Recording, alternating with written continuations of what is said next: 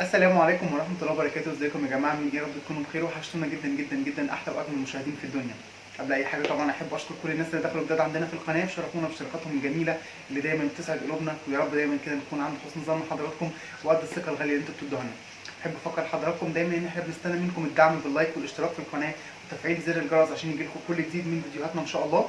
وكمان بنستنى منكم تكتبوا لنا ارائكم الجميلة اللي بتسعد قلوبنا في الوصفات اللي احنا بننزلها، وكمان تقترحوا علينا اسامي وصفات جديده نقدر نطبقها سوا مع بعض بطريقه سهله وبسيطه واقتصاديه وفي متناول الجميع باذن الله. تعالوا بقى النهارده مع بعض نعمل غدوه شعبيه حلوه سهله سريعه، مش تاخد منها وقت كتير ولا مجهود كتير باذن الله. يلا بينا على طول نصلي على رسولنا الكريم ونقول بسم الله ونشوف اكلتنا النهارده عباره عن ايه. معانا النهارده هنعمل ايه؟ الكبده. الكبده بتاعتنا النهارده هنعملها مقليه مش اسكندراني. هنعملها بالظبط بطريقه المحلات، وهنقول سر الطعم بتاع المحلات. وكمان هنعمل الدقه بتاعتها، دقه الثوم اللي مشهوره بيها جدا بره الكبده، مش محتاجين ان احنا نجيبها من بره بعد الفيديو ده ان شاء الله. معايا كبده ايا كان بقى الوزن او الكميه اللي انتم حابينها. انا جبتها من عند بتاع اللحمه وحطيتها عندي في مصفى زي ما انتم شايفين كده، وعصرت عليها بس ليمونه، ما حطيتش عليها اي توابل ولا اي بهارات ولا اي حاجه. تمام.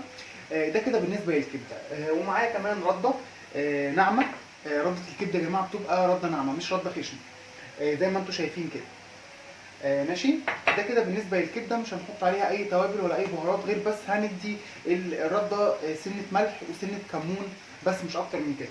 معايا بقى للدقه بتاعتنا، معايا ان هو ربع كوبايه من الميه او نص كوبايه من الميه، ومعايا عصير ليمون، ومعايا خل، ومعايا ان هو هنا انا حطيت عندي، جبت فصين من الثوم وحطيت معاهم شويه كمون وشويه ملح، وحطيت معاهم واحده فلفل احمر بس، وضربتهم في الكبه ناعم جدا لحد ما بقت عندنا بالشكل ده.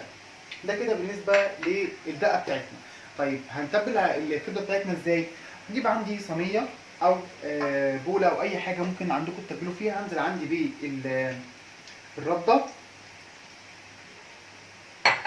وهنا بقى انا بحب اضيف فيها سنه كمون للي حابب، وهي بتديها طعم حلو كمان. على الرده بتاعتنا معلقه صغيره كده من الكمون والملح. ماشي. هنقلب بقى الكلام ده كله كده مع بعض. الكبده بتاعت بره هم بيتميزوا فيها ليه؟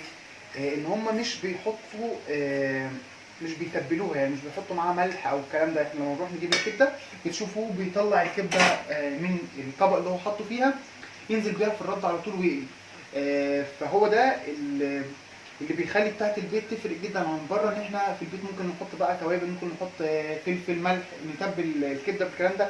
لا، احنا هنشتغل بيها على طول كده. هنبتدي بقى عندنا ناخد الكبده معانا كده اهوت، وننزل في الرده بتاعتنا زي ما انتم شايفين كده. بتتبل عادي زي ما بنتبل البانيه او البوفتيك او اي حاجه عندكم زي ما انتم شايفين كده. هخلص بقى الكميه بتاعتنا ونرجع نشوف هنقليها ازاي. خليكم معايا.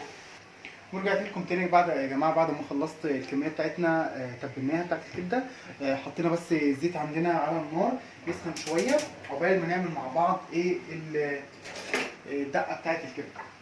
هعمل عندي ايه؟ انا بقى هجيب بوله هنزل فيها بالمعلقه بتاعتنا اللي احنا عملناها من الثوم والملح والكمون والفلفل الاحمر، وبعد كده هنزل عليها بربع او نص كوبايه من الميه اللي انتوا تحبوها على حسب الكميه اللي انتوا عايزينها. وبعدين احنا مش بنغرق بيها الكبده، لا، احنا يا دوبك بس لما الكبده عندنا بتطلع سخنه، دي بقى اختياري، ممكن ترشوها على الكبده وهي سخنه ويفضل ده، وممكن تلاقوا طبعا لو هتتعمل سندوتشات.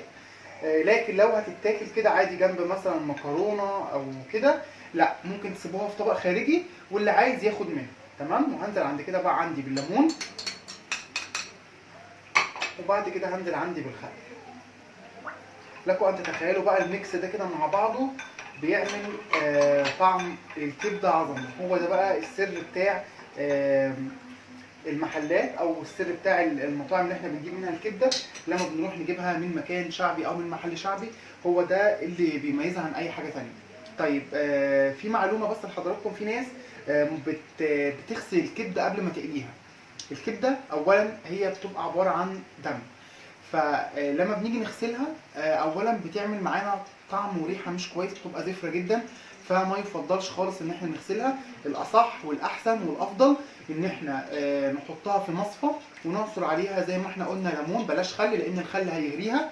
خصوصا ان الكبده عندنا اصلا سواء كانت مستورده او كانت بلدي بتبقى بتتقطع رقيقه شويه، فمش مستحب خالص ان احنا نحط عليها خل لان الخل هيغريها لنا تماما. فيفضل ان احنا نحط عليها ليمون بس، ومش كتير، هي ممكن عصره ليمونه واحده من فوق الوش كده بس، من غير اي توابل ومن غير اي ملح. هتنزل لي كل الدم اللي فيها لوحدها من غير ما اغسل ومن غير ما اعمل اي حاجه، عشان اولا ما ظفرهاش، ثانيا عشان ما تدينيش طعم مش حلو وتبقى عندي بتشد لما اجي اكلها، تبقى عندي بتقطم وطعمها حلو. ده كده بالنسبه للكبده. والتتبيله بتاعتها كمان زي ما احنا قلنا ما نحطش في الرده غير ملح وسنه بسيطه من الملح وكمون، بيديها طعم حلو جدا جدا جدا. هفصل مع حضراتكم لحد ما الزيت بتاعنا يسخن، انا اسف، وبعد كده نرجع نشوف هنقليها ازاي. خليكم معايا. ورجعت لكم تاني يا جماعه بعد ما الزيت بتاعنا خلاص سخن. هنبتدي بقى ان احنا ننزل فيه بالكبده بتاعتنا على طول. حاجه اخيره بس هوضحها لحضراتكم بالنسبه لتسويه الكبده. المفروض ان احنا بننزل الكبده عندنا في الزيت، ما بنستناش عليها كتير خالص في الزيت يا جماعه.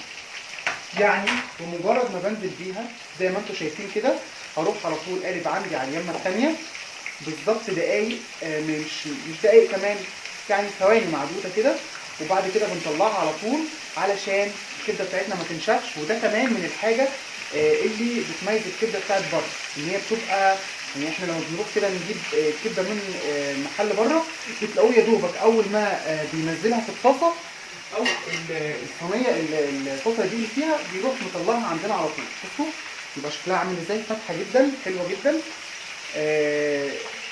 مش فيها لما بنيجي بقى نغسلها بتغمق جدا عندنا في القليه، لما بنيجي نقليها بتبقى غامقه، الكبده بتاعتنا غامقه، فما يفضلش خالص ان احنا نغسلها. وبتبقى مستويه جدا على فكره، يعني ما تفتكروش ان احنا عشان بنطلعها كده بتبقى نيه، لا هي اصلا بتبقى متقطعه رفيعه جدا. فدي برضو معلومه بالنسبه للقليه، ما تشدوش عليها في القليه عشان ما تحسوش ان انتوا بتاكلوها ناشفه قوي. تمام. والكبده كمان بقى من الحاجات اللي ممكن يتقدم معاها بطاطس محمره. انا عن نفسي النهارده عامل جنبها بطاطس محمره، ممكن نقدم جنبها مكرونه بالصلصه تبقى حلوه جدا برضو. فان احنا التقديم ده بقى اختياري طبعا ذوق حضرتك.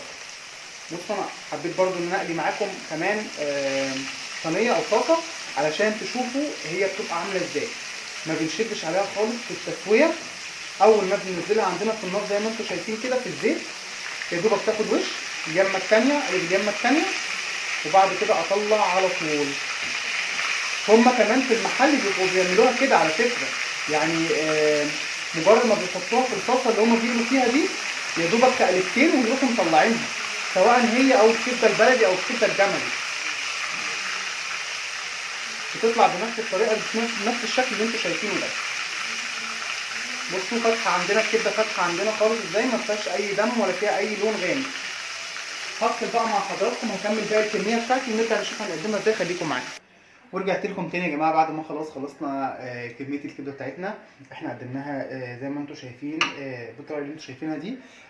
انتوا بقى زي ما انتوا تحبوا تقدموا براحتكم. انا حطيت الدقه كده في النص ورصيت من حواليها الكبده، ويا دوبك بس حاطين عليها رشه من البقدونس او الكزبره، اي خضره عندكم يعني، علشان تكسر لون الكبده، لان لون الكبده انتوا عارفين بيبقى غامق شويه، مع ان هي طالعه عندنا مش غامقه ولا اي حاجه لان احنا متبلينها صح.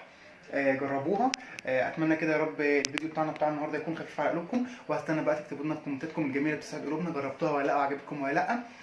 وكمان تقولوا لنا رايكم فيها، وما تنسوناش بالدعم باللايك والاشتراك في القناه وتفعيل زر الجرس عشان يجي لكم كل جديد من فيديوهاتنا ان شاء الله. اشوفكم فيديو جديد في حفظ الله، ومع السلامه.